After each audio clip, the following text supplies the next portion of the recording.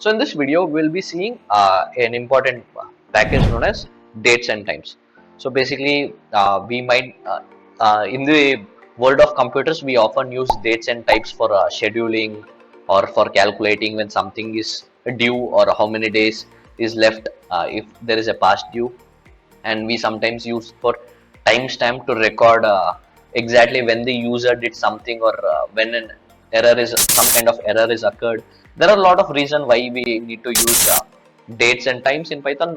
Perhaps surprisingly, it is not an inbuilt function, so just like we'll be importing it just like how we imported math module. So basically, but whereas strings and other numbers we saw in previous videos, those are actually inbuilt. So to work with dates and time, we need to typically import the date time module. Okay, so date time module, and again these are the few examples which I'd like to point out. The date time module is actually the abstract of base class, which is kind of a fancy way of saying it offers new data types to the language. Again, it is always best to refer documentation. So date time, it has so many functionalities, especially with respect to formats. There is a lot of formats which you can get, and also you can get different time zones. You can work on different time zones. You can find over here a whole lot of explanation with respect to that. And as I was telling, you can calculate different times. So again, we'll see an example with time spans. Okay, and again with respect to date time, here it will be how we will be importing, and there is a special function known as delta time. So feel free to go through what exactly is delta time. So you can find all the documentation over here. So even delta time is kind of a subclass itself, so it is a object, so it is a class itself. So again, you need not to worry what exactly is a class. So basically all the modules on top level is classes, and under that it will have objects which are known as usually methods. Okay, so there is a subclass with delta time, and especially for date and date time, which we will be importing. Okay, and again date time again it is little different. You just need to go and check with respect to this. Over here it is actually okay, these are the other modules which you can import, like calendar, time zone. So we are interested in both time and date, so that's why I chose this package. And also you can work on time zones.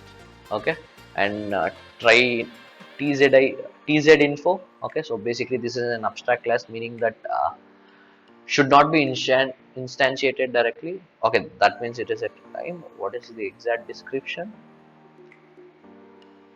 Okay, you can go ahead and read that. Okay, so basically it is with respect to time zones also. So that is with respect to the documentation over here, time, date time. So there are many other, as I was saying, there is a time which can be used usually I have personally used time for checking performance of any of my code, like how exactly it is working and how many data it is working on, what is the efficiency, like what is the exact data rate of maybe any transmission or anything. So you can go, if you are interested, you can just go through other packages also. So we'll have a light introduction of a package. Over here we'll be seeing majorly three methods. So first is datetime dot date. So over here it will be consisting of a month, a day, and a year, whereas it doesn't has any information about time. And for time we have datetime dot time. So it consists of hour, minute, seconds, microseconds, and also optional time zones information if needed. Okay, so but it does not have any time. So the combination of these is nothing but date time, which we just saw. So datetime dot datetime. So a single item of data that includes date, time, and optional time for time zones information.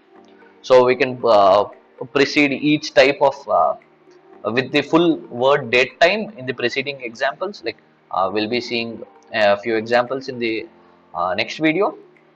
So that is about date time, and also with respect to date times we can define exact time of the, like whether it is midnight or maybe this video isn't that lengthy, so we'll go ahead directly to our Jupyter notebooks, I mean the spider. Okay, so Jupyter notebooks, maybe if we have time we'll work on, or like if we have a chance we'll work on later. Let me just delete this, restart kernel. Okay, so in the meantime I can save this file. So let me call it as maybe date underscore time dot py. Okay, so it is best to not use the same exact keywords. Okay, so here we can let us import, and again we'll be importing something known as alias. Okay, so we'll be seeing a uh, new keyword now. Okay, so we'll be importing the date time module, and we will be giving as it as a nickname. Okay, so every time writing date time, so previously in this slide we saw date time dot date time, so instead of that we'll give a nickname as dt. So this name nickname will work only with respect to the file which we are using over here. So it applies, it holds true value only for the datetime.py file. Okay, so let us go ahead and import that. So we'll be importing date time, the keyword is as. Okay, so it is giving an alias, so as dt. So that is what we do, and let us go ahead and store. I hope now I think it is visible. So I should have done this in the previous video itself. Okay, so store, maybe we'll store today's date in a variable. Okay, so let us call the variable as today itself. So today will be equal to dt for our date time. So this is present in our date object, and in this we have another method known as today. So it will automatically get me functions. So this is the today, open parenthesis, close parenthesis. So let me just store that, and maybe now we can go ahead and print out what exactly is in it. Okay, so we can print out in different ways. So how we can do is again we can call it as objects. So today dot, it will have different kind of values like month. Okay, similarly let me just copy paste this twice. So here you can add a comment as printing today's information or something, info. Okay, so month, day we can also include, year. Okay, so this is with respect to only the date. We are not going with respect to any of the time. So let me just go ahead and save this and execute it. So here it is telling I am in this is the month. So 4th is nothing but April. So day is 18th April, and 2022 is the year where I'm exactly recording this particular video. So that gives us information, and also we can give some other we can literally store some other day as our deadline. Okay, so maybe you want to store some other day, like maybe I'll store a date which is probably this year new year. Okay, so or maybe next year new year. Okay, so I'll save a date of new year. Okay, so for this how we can do is let me just name the variable as new year. So new year will be equal to dt dot date. Now you have to manually define it. Okay, so we are not gonna use any object like today or anything. So there are more objects, you can go refer documentation for that. So we can give a specific this one, and the format what we'll be giving over here will be in terms of year. Year comes first, then comes month, and finally date. So I want to give 2023. The month is 01. Okay, and the day is 01. Okay, so let me just save that, and maybe print out the same thing again. So this time I need to print new year. So let us see whether we will actually print this or we will get an error. Okay, let me save that. So here it is telling error. So what is the exact error? So leading 0 in the decimal literals is not permitted. Use prefix like 0x, sorry 0o for octal integers. So we are not using octal, but it is telling 0 is not preferred.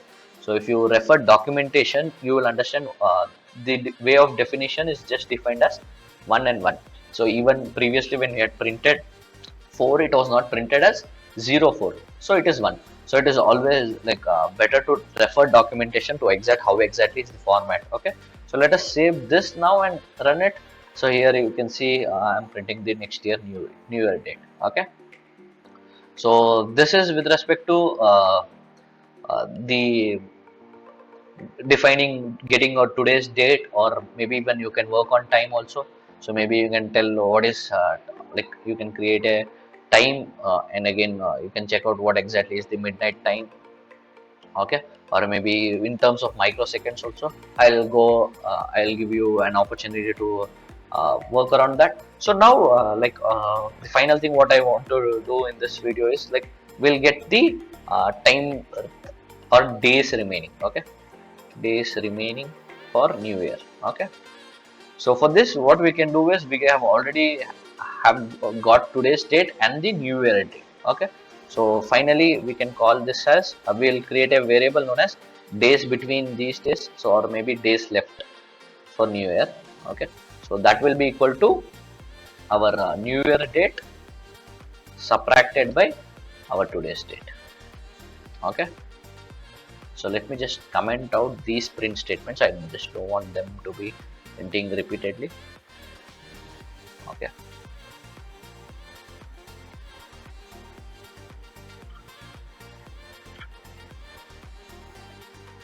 and I wanted to copy these, so you can have spaces between the operators.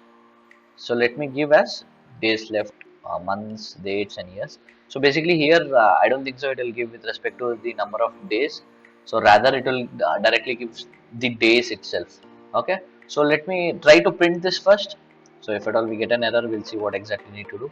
So as I was telling, it is actually taking time. Sorry, time delta day, time delta. Okay. So over there it doesn't has any month or anything. Okay. So let me just print directly days left. So here actually I've already given an hint that we are actually calculating the number of days itself. So let me just go ahead and run the script again. So you can save it and run the same file. So here it is telling 258 days, and it's also telling me time. Okay, so maybe here we have not defined with respect to time. And if you wanna have a countdown also, so at that scenario you can use those time over here, which can be referred over here, and the countdown can just count for every second until the date is present. So that is one of the application which you can create with respect to Python. So that's all with respect to the date time manipulation. So if at all you need to work on date and time, so you can go ahead and import this particular package or a Python library for that application.